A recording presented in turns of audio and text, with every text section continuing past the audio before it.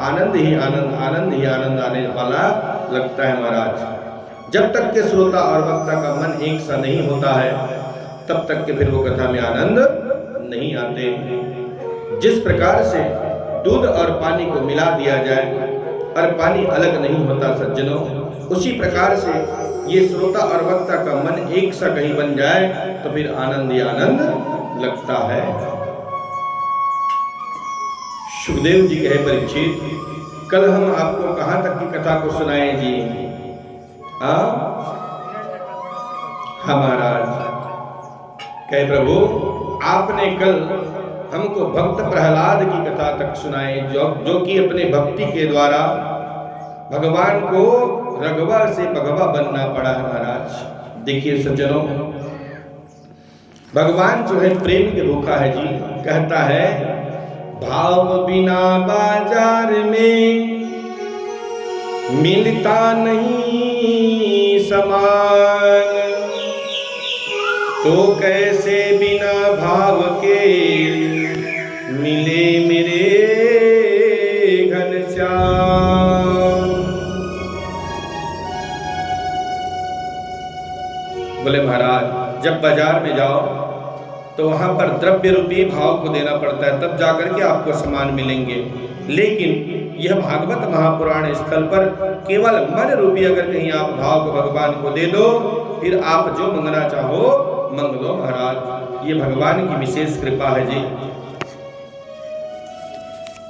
कहे परीक्षित, मनुष्य को माताओं को जब भी हो कथा इत्यादि पर जाए तो अवश्य में भगवान की कथा में अपने बालक को लेके जाना चाहिए। परीक्षित, गर्भवती महिलाओं को अवश्य में भागवत कथा इत्यादि रामायण की श्रवण करना चाहिए, क्योंकि आज कल की कथा में सुना है आपने कि भक्त प्रहलाद जो है अपने मैया कयाधु के गर्भ से ही भगवान के नाम संकीर्तन को सुने हुए थे।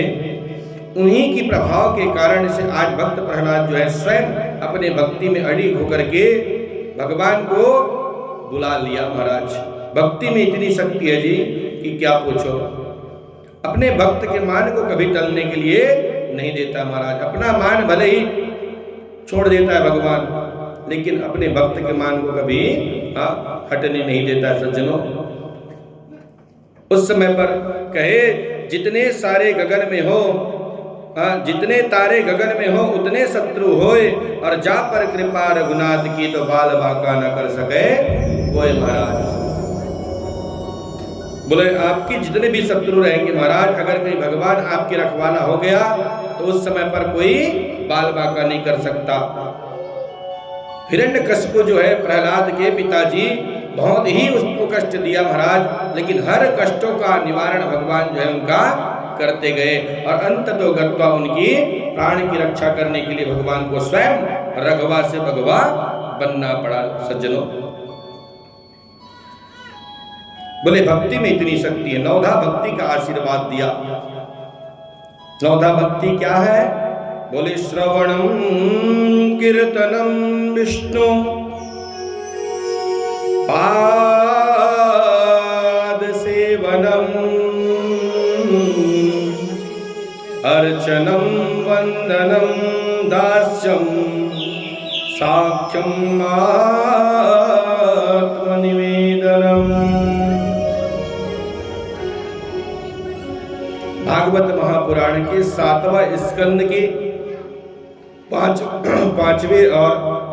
5वें अध्याय के 23वें नंबर श्लोक पर बतलाया है कि नवधा भक्ति क्या है सज्जनों। श्रवणम कीर्तनम विष्णुपाद सेवनम अर्चनम वंदनम दास्यम साख्य आत्मनिवेदनम। गोस्वामी तुलसीदास जी बड़ा ही सुंदर मानस में अंकित किया है सज्जनों। बोले प्रथम भगति संतन कर संगा। नवधा भक्ति होती महाराज।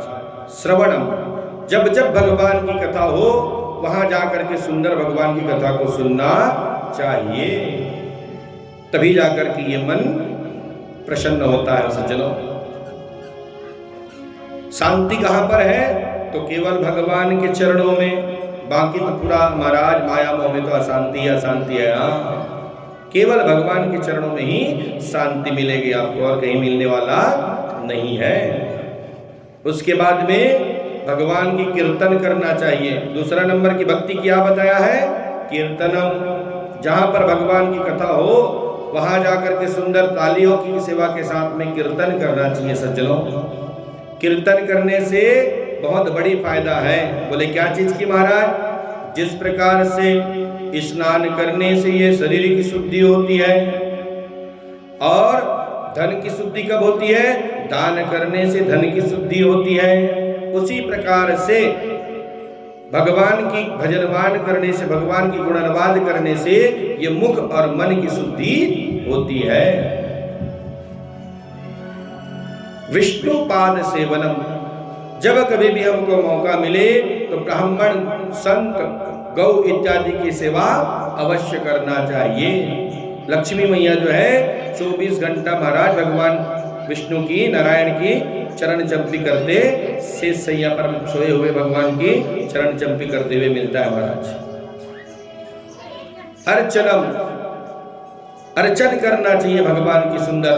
कहिए हे प्रभु आपके कथा सुना हूं मैं, उसमें कोई भी प्रकार से अगर कहीं त्रुटि हुई हो तो आपसे मैं हाथ जोड़ करके विनती करता हूं स्वामी कि मेरी कथा सुनने में कोई त्रुटि हुई तो क्षमा प्रदान करना, हम छोटे से आपके बालक हैं। इस प्रकार से अर्चन करना चाहिए, वंदन करना चाहिए सज्जनों। और दास्यम, दास बन जाना चाहिए भगवान की। भैया हम तो दूसरे की नौकरी बहुत बजाते हैं, पूरा जिंदगी खो देते हैं दूसरे की नौकरी बजा बजा करके सज्जनों, लेकिन एक बार अगर कहीं भगवान के दरबार को भगवान के लिए दास बन करके देख लो, जहां पर कहीं कोई भागवत कथा हो रही हो, ऐसी जगह पर झाड़ू लगाना चाहिए सुंदर। आपसे आप बिना बोले, किसी के कहे बिना ये मौका मिलता है महाराज, तो सुंदर वहां पर झाड़ू लगाना चाहिए, गोबर की चिंतन करना चाहिए, दास बनना चाहिए जी। ये है 7वां भक्ति में आया है दास बनने का, जो हनुमान जी महाराज जी का पद की प्राप्ति पाया है। दास बन जाओ, जहां पर भगवान की कथा होते हैं। आप क्या हो उसको छोड़ दीजिए, केवल भगवान के नाम में दास बन करके देखो सज्जनों, आनंद ही आनंद आता है। क्योंकि ये देह जो है बड़ा क्षण भंगुर है सज्जनों। वहां पर कहा गया है, उसके बाद में भगवान को सखा बना लो, सखा बनने के लिए तैयार है। त्वमेव माता पिता त्वमेव बंधु च सखा त्वमेव विद्या द्रविणं त्वमेव सर्वं मम देव देवा। हे प्रभु त्वमेव माताश्च पिता, भगवान जो है बनने के लिए तैयार है। आप में वो भाव भक्ति होना चाहिए सज्जनों। कौन कहता है भगवान खाते नहीं, आप तो सबरी की तरह खिलाते नहीं महाराज। देखिए सज्जनों, ये भगवान की राह देखते देखते देखते देखते सबरी जो है कितने दिन व्यतीत कर चुका था। उनको विश्वास था कि मेरे भगवान एक दिन मेरे कुटिया पर अवश्य आएंगे। विश्वासम फलदायकम, विश्वास होना चाहिए सज्जनों मन में कि मेरे लिए भगवान ये निश्चित करेगा। अगर कहीं आपके मन में विश्वास हो गए तो अवश्य में वही भगवान आपको सुख शांति वैभव को प्राप्ति करवाएंगे जी, निश्चित है ये। सबरी माता को विश्वास थी कि मेरे घर में एक दिन न एक दिन अवश्य मेरे राम जो है आएंगे। रोज अपने घर के बाहर महाराज फूलों की वर्षा करते थे, फूलों की लाइन लगा करके रखते थे कि यहीं से मेरे राम जो है आएंगे करके। और अंत तो गत्वा भगवान राम को आना पड़ा और जूठे बेर को खाया महाराज। भक्ति में इतनी शक्ति, आप सुनेंगे कथा आगे की। दुर्योधन की मेवा त्यागे, फल जो है केले के छिलटा को खिलाते गए महाराज विद्राणी जी जो है, लेकिन प्रेम में इतनी भाव विभोर हो गई वो कि केले के छिलटे को खिलाते जाते थे और केले के जो उनको फेंकते जाते थे महाराज केला को। बताओ, फिर भी भगवान जो है प्रेम से प्रसादी पा रहे थे। भाव की मुखी है जी, ना तो किसी चीज की वस्तु की। इस प्रकार से सुंदर मनुष्य को अपना अभिमान कभी नहीं करना चाहिए परीक्षित। और जो कहीं अभिमान कर लेता है उनकी जिंदगी में कष्ट ही कष्ट होता है। परिवार की घमंड कभी नहीं करना चाहिए। बोले परीक्षित, 8वां स्कंद के 4 नंबर अध्याय के 7वें नंबर श्लोक में बड़ा ही सुंदर दिव्य कथा को बतलाया। बोले एक गजेंद्र हाथी था। त्रिकटाचल नामक पर्वत पर एक मदान